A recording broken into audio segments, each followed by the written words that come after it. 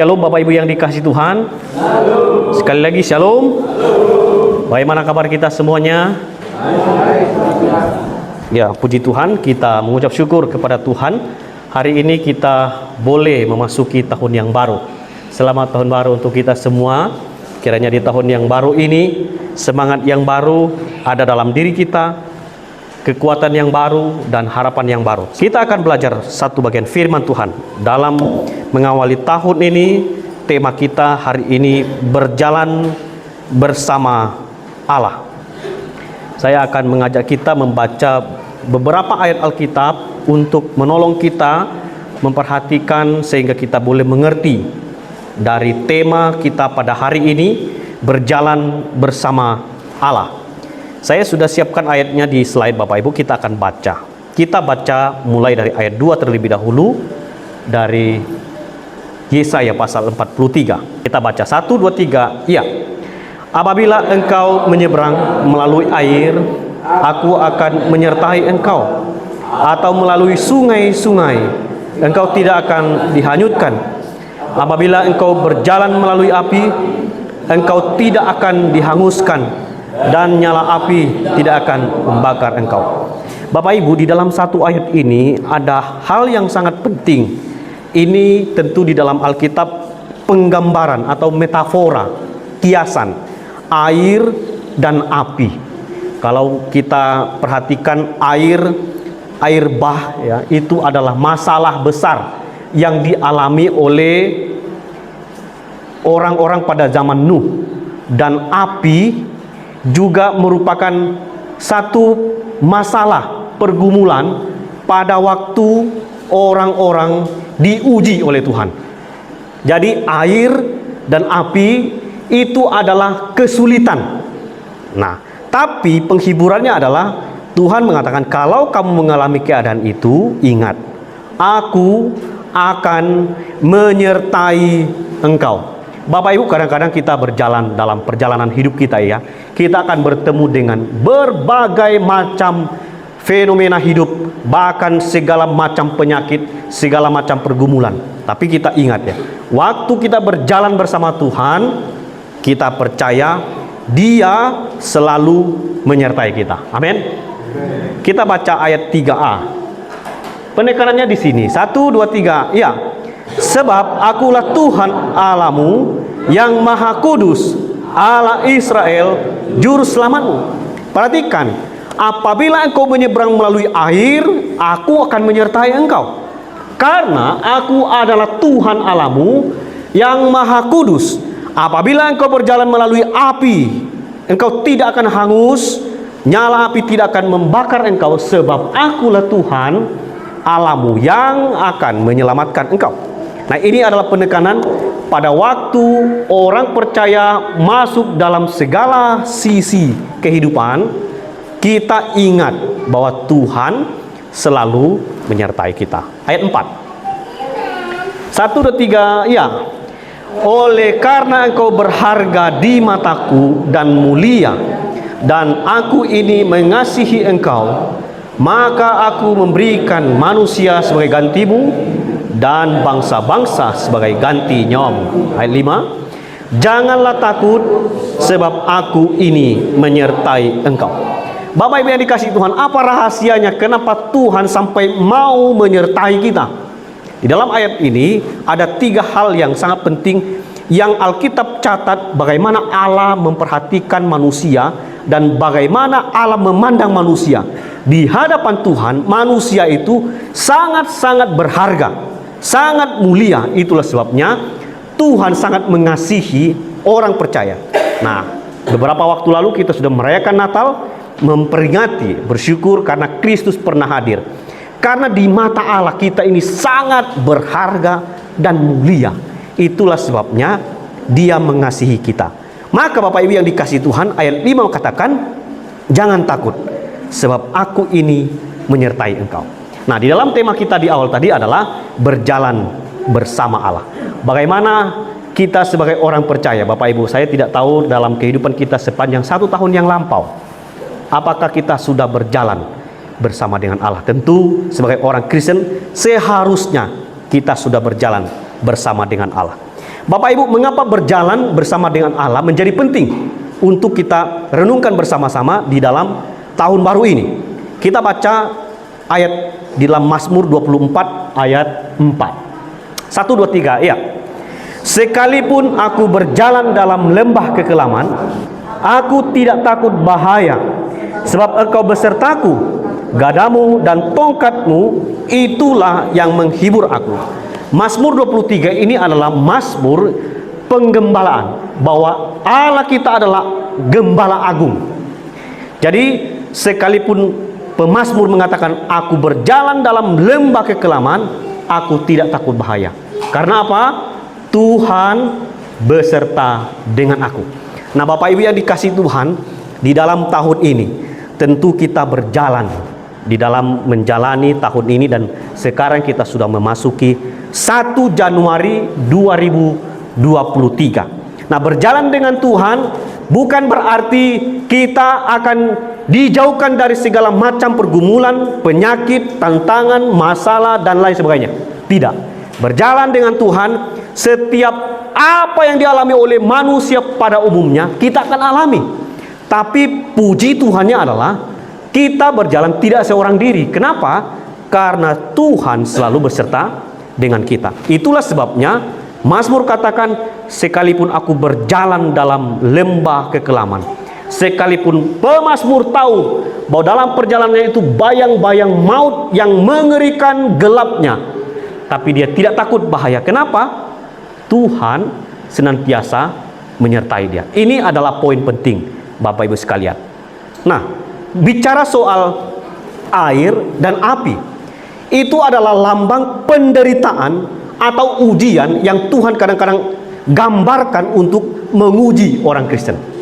Maka dalam 1 Petrus itu, Petrus mengatakan kepada para pendatang yang ada pada waktu itu, supaya mereka tahan uji pada waktu mereka diuji, sama seperti emas yang diuji oleh api. Kita baca yuk, 1, 2, 3. Iya.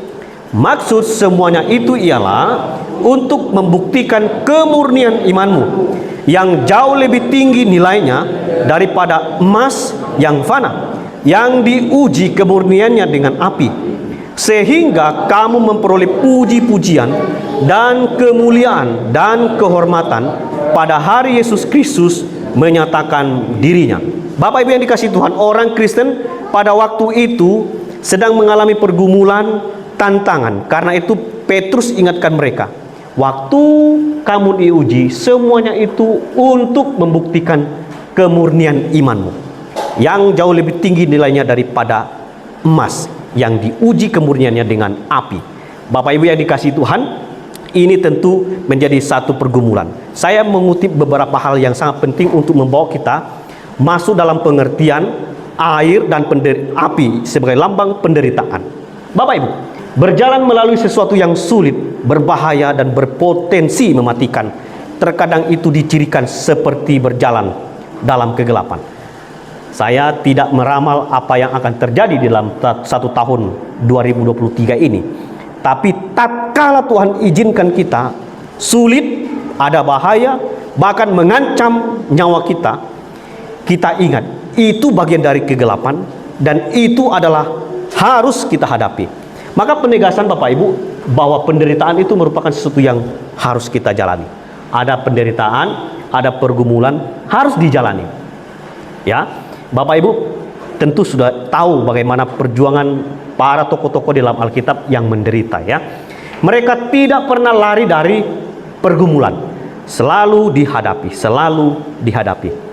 Salah satu penggambaran kisah yang sangat menarik waktu Tuhan menguji orang percaya dengan api adalah Sadrak, Mesak, dan Abednego.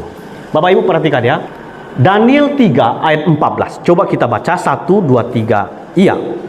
Berkatalah Nebukadnezar kepada mereka, apakah benar, hai Sadrak, Mesak, dan Abednego, bahwa kamu tidak memuja dewaku dan tidak menyembah patung emas yang kudirikan itu? Pada waktu itu Bapak Ibu, Nebukadnezar membuat suatu perintah supaya dewa yang disembah oleh Nebukadnezar harus disembah oleh orang-orang yang ada pada waktu itu. Ini tentu membuat Sadrak, Mesak, dan Abednego harus berhadapan dengan pilihan yang sulit. Nah, kalau mereka tidak menyembah Allah yang dewa yang disembah oleh Nebukadnezar, mereka akan dicampakkan ke dalam api. Nah, api di sini sekali lagi adalah penderitaan. Kita baca ayat 16, 1, 2, 3. Ya. Lalu Sadrak, Mesak, dan Abednego menjawab Raja Nebukadnezar, "Tidak ada gunanya kami memberi jawab kepada tuanku dalam hal ini. Jika Allah kami yang kami puja sanggup melepaskan kami, maka ia akan melepaskan kami dari perapian yang menyala-nyala itu dan dari dalam tanganmu ya Raja." 18. Tetapi seandainya tidak, hendaklah tuanku mengetahui ya Raja, bahwa kami tidak akan memuja dewa tuanku dan tidak akan menyembah patung emas tuanku dirikan. Perhatikan baik-baik Bapak Ibu. Ini perintah Raja Nebukadnezar. Dan pada waktu itu tidak ada satu manusia pun yang berani melawan perintah.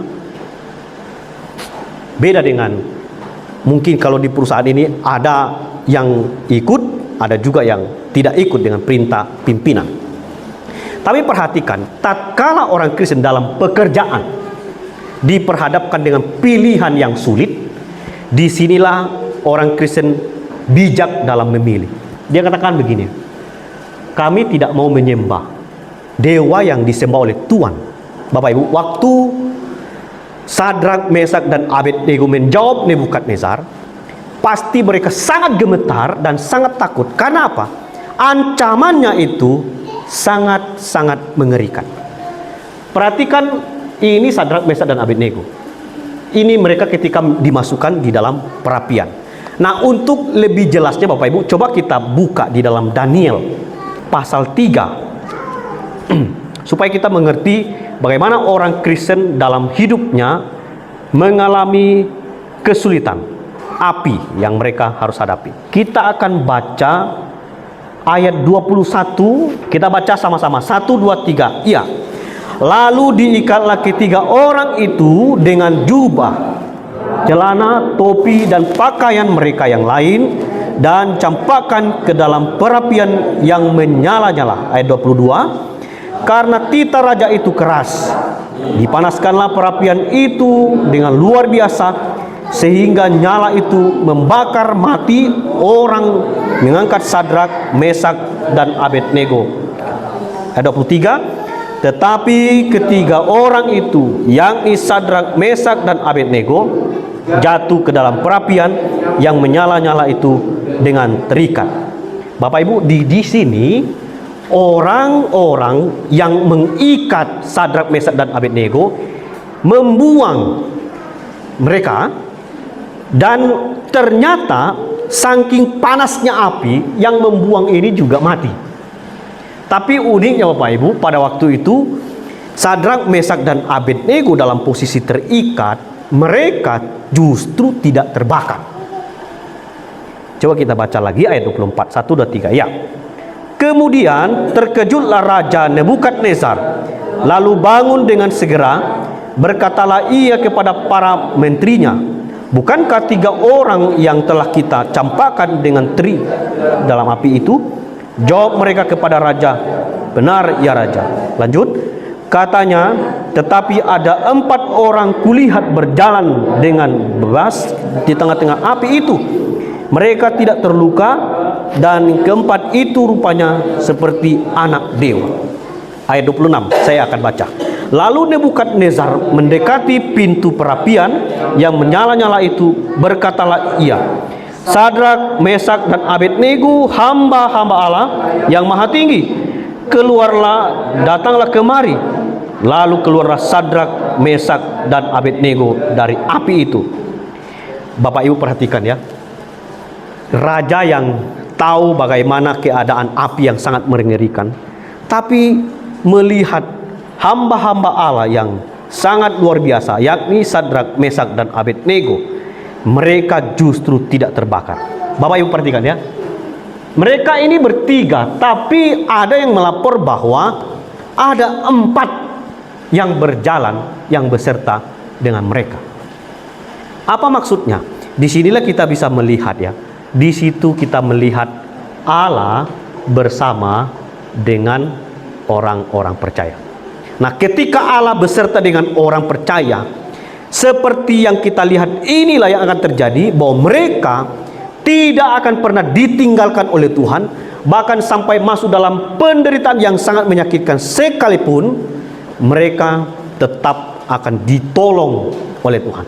Nah, berjalan bersama dengan Tuhan, ini adalah hal yang sangat penting. Perhatikan baik-baik ayat 28. Berkatalah Nebukadnezar, terpujilah Allah Sadrak, Mesak, dan Abednego. Ia telah mengutus malaikatnya dan melepaskan hamba-hambanya yang telah menaruh percaya kepadanya dan melanggar titah raja, dan yang menyerahkan tubuh mereka karena mereka tidak mau memuja dan menyembah Allah manapun kecuali Allah mereka. Di sini Nebukadnezar yang tidak mengenal Allah, justru pada waktu dia melihat keajaiban Sadrak, Mesak, dan Abednego tidak terbakar, mereka Sadrak, Abednego, Mesak menjadi berkat bagi raja ini. Di situ kita perhatikan, justru Allah dikenal oleh Nebukadnezar. Bapak Ibu sekalian, dalam penderitaan orang Kristen diperhadapkan, pada waktu orang Kristen berjalan bersama dengan Allah, maka setiap kali orang Kristen dihimpit dengan segala penderitaan, harus Allah yang menolong mereka. Itu membuktikan kita tidak mampu. Nah, pada waktu orang menyaksikan bagaimana orang Kristen menderita, orang yang tidak kenal Tuhan bisa melihat Tuhan di dalam hidup orang percaya. Nah, ini penting. Maka Bapak Ibu yang dikasih Tuhan, berjalan dengan Allah di dalam tahun ini itu sangat penting. Supaya apa? Kita bisa melihat keajaiban yang Tuhan berikan. Di dalam fotum pembacaan Yeremia pasal 17 ayat 7, diberkati orang yang mengandalkan Tuhan. Tapi di atasnya itu ada kalimat kutukan kepada orang yang mengandalkan kekuatannya sendiri. Maka Bapak Ibu, kalau kita mau mengandalkan Tuhan, berjalanlah bersama dengan Tuhan. Jangan pernah mengandalkan kekuatan diri sendiri. Bapak Ibu, di dalam perapian ini pelajaran apa yang mau kita pelajari? Ada 4 yang saya catat di sini. Yang pertama, pelajaran dari perapian itu maksudnya kesulitan, penderitaan, pergumulan, tantangan, itu perapian saya gambarkan. Yang pertama, menggambarkan ya, kita akan tahu siapa kita sebenarnya. Bapak Ibu perhatikan ya, ingat baik-baik pada waktu kita masuk tahun ini, apabila kita mengalami pergumulan yang sangat berat sepanjang 1 tahun ini, ingat, di dalam perapian itu kita diajar supaya kita melihat diri kita, kita melihat kekuatan dan kelemahan kita. Di situ kita sadar ada persoalan-persoalan yang kadang-kadang kita tidak bisa selesaikan. Tapi di situ kita sadar kita butuh Tuhan. Kita butuh Tuhan. Itulah sebab berjalan dengan Tuhan itu penting. Lalu yang kedua, waktu kita mengalami pergumulan di dalam perapian, kesulitan itu menjadikan kita orang yang terampil. Akhirnya kita bisa mengasihi dan menolong orang-orang yang juga menderita. Artinya baik-baik, orang dalam perjalanan hidup sebagai murid Kristus, waktu dia berjalan dalam 1 tahun ini, apabila dia menghadapi perapian yang sangat besar, waktu dia bisa melewati semua itu, dia akan menjadi orang Kristen yang terampil. Akhirnya apa? Dia bisa mengasihi dan menolong orang yang menderita. Kenapa ini penting Bapak Ibu? Karena dalam gereja itu penting. Kadang-kadang ada yang hidupnya lurus-lurus saja, ada yang pergumulannya berat, ada yang kadang-kadang jatuh bangun, gagal dan lain sebagainya. Maka ada orang-orang yang dipakai Tuhan untuk mengasihi dan menolong orang-orang yang menderita. Yang ketiga, iman kita akan semakin kuat dan tak tergoyahkan. Maka Bapak Ibu, waktu orang ada dalam penderitaan, imannya harus terus menjadi kuat, bukan tergoyahkan. Waktu orang Kristen berhadapan dengan perapian yang sangat mengerikan sekalipun, iman kita harusnya semakin kuat. Ini penting.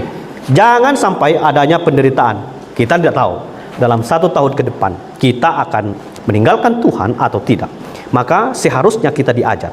Hari ini saya ingatkan kita sesuai dengan firman Tuhan. Waktu kita berjalan dalam perapian, iman kita harus semakin kuat. Sama seperti Sadrak, Mesak, Abednego pada waktu mereka masuk dalam perapian. Yang terakhir, kita akan menjadi orang Kristen yang bijak. Bapak Ibu, perhatikan baik-baik.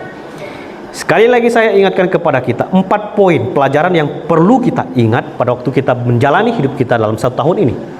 Waktu kita berhadapan dengan perapian, kita diajar. Kadang kita bisa melihat diri kita nggak mampu. Itulah sebabnya kita butuh Tuhan. Waktu kita menghadapi pergumulan, kita melewati pergumulan itu, maka kita akan menjadi pribadi yang terampil. Iman kita harus makin kuat, dan pada waktu kita menjadi orang Kristen yang bisa menghadapi perapian yang sangat mengerikan, kita akan jadi orang Kristen yang bijak. Kita tidak ceroboh, kita tidak meninggalkan masalah, kita tidak lari dari masalah, tetapi menjadi orang Kristen yang bijak menghadapi masalah dan menyelesaikannya. Ini adalah pelajaran dari perapian. Bapak Ibu, ingat baik-baik. Walaupun saya bicara soal perapian yang bisa memurnikan, menguatkan iman kita, tapi hal penting harus kita ingat baik-baik. Hal penting yang harus diingatkan baik-baik. Kita semua tahu bahwa penderitaan tidak hanya memurnikan, tetapi juga memperkeras, menghanguskan. Perhatikan baik-baik, api memang bisa mendaur ulang emas, sehingga membuat emas menjadi teruji. Tapi ingat baik-baik, tapi api itu apabila sudah kelebihan, tidak hanya memurnikan, tapi sampai mengeraskan dan menghanguskan. Nah, itu sebabnya banyak orang telah hancur karena penderitaan, benar-benar hancur hidup mereka saat mereka masuk dalam perapian. Bapak Ibu, ingat baik-baik ya, kita tidak hanya tahu bahwa waktu kita masuk dalam perapian, kita tahu kita sedang dimurnikan, dikuatkan, membuat indah hidup kita. Tapi di balik itu juga harus kita pertimbangkan, kalau kita lalai di dalam menghadapi perapian, maka kita akan dikeraskan menjadi orang yang sangat keras, sangat congkak, sangat bebal, dan menghanguskan kita, dan akhirnya kita hancur sehancur-hancurnya. Jadi ada positifnya di mana api bisa membuat kita menjadi murni, kuat, hidup kita menjadi indah, sama seperti emas yang dilebur oleh api. Tapi apabila kelewatan, orang Kristen tidak bisa menjaga diri, menjadi keras, akhirnya menghanguskan dia. Dia tidak menjadi emas yang murni, tetapi menjadi manusia yang bebal. Bapak Ibu yang dikasihi Tuhan, itulah pentingnya orang Kristen harus berjalan bersama dengan Tuhan. Waktu kita berjalan bersama dengan Allah, bisa jadi seperti yang saya katakan di awal, kita akan berduka, bahkan sampai menangis 1 tahun ke depan. Tetapi dalam firman Tuhan hari ini, Bapak Ibu, saya mengajak kita, tetaplah percaya, tetaplah berdoa, tetaplah berpikir bijak, bersyukur, mengasihi, dan selalu berharap kepada Tuhan. Amin. Ini penting. Kita harus tetap berdoa, percaya kepada Tuhan. Saya mau lihat dulu muka Bapak Ibu. Dalam 1 tahun ini, sudah adakah di antara kita yang sudah buat resolusi? Tahu resolusi? Bapak Ibu tahu resolusi? Oh, mungkin saya sederhanakan lah. Resolusi itu kira-kira rancangannya apa yang mau dicapai dalam 1 tahun ini. Kalau kami beserta dengan istri saya, karena lagi studi, kami mau kejar 1 tahun kemarin, harusnya studinya selesai, tapi tidak selesai. Nah, resolusi yang tertinggal, yang tertunda, kami bawa kembali di tahun ini. Dan tahun ini kami berjuang, maka dukung kami dalam doa supaya kami bisa menyelesaikan studi kami dengan baik. Bapak Ibu, apa resolusi Bapak Ibu? Apa harapan, apa doanya sepanjang 1 tahun ini? Mungkin di antara kita ada yang berdoa supaya tahun ini kita yang sakit bisa sembuh, ya. Amin ya. Itu harapan kita. Bahkan kita berdoa supaya tahun ini, walaupun ada prediksi akan terjadi resesi tahun ini, kita berdoa supaya walaupun terjadi resesi, kita ingat firman Tuhan waktu kita berjalan bersama dengan Tuhan. Kita percaya Allah kita adalah Allah sumber segala berkat, maka Dia pasti akan mencukupkan kita.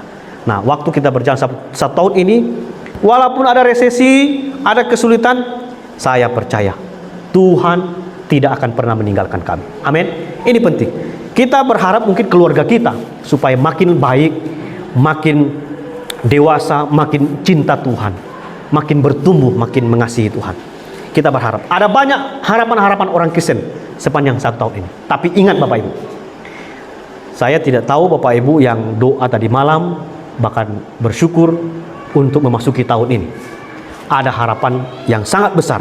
Saya berharap harapan yang besar itu Bapak Ibu doakanlah supaya kiranya Tuhan berkenan sehingga Tuhan memberikan yang terbaik kepada kita. Amin ya. Dan Bapak Ibu yang dikasihi Tuhan, saya memberikan satu pesan. Jangan sampai janji kita di awal tahun ini saat mengikut Tuhan. Sudah ada yang berjanji dengan Tuhan, bernazar? Sudah ada? Belum ada ya? Belum ada? Ada? Adalah mungkin sebagian, tapi ada yang masih bingung-bingung. Bapak Ibu, saya berharap supaya pada waktu kita memasuki tahun ini, mulailah berjalan bersama dengan Tuhan. Saya percaya waktu Bapak Ibu memulai bersama-sama berjalan bersama dengan Allah, pasti kita akan dikuatkan. Walaupun kita tahu ada perapian di depan mata kita, kita akan disertai oleh Tuhan. Karena Dia adalah Allah yang sangat mengasihi kita. Dia melihat kita manusia yang sangat berharga, sangat mulia. Itulah sebabnya Dia sangat mengasihi kita. Bapak Ibu, jangan bilang nanti di akhir ya, Tuhan kok tidak sayang kepada kami. Saya mau beritahu Tuhan sangat mengasihi Bapak Ibu. Saya percaya kalau Bapak Ibu berjalan bersama dengan Tuhan, Tuhan pasti akan pimpin perjalanan hidup kita. Amin. Selamat tahun baru. Mari kita berjalan bersama dengan Allah, menapaki kaki kita di tahun ini. Kiranya Tuhan memberkati kita dan memampukan kita. Mari kita hidup benar dan selalu mengandalkan Tuhan. Mari kita berdoa.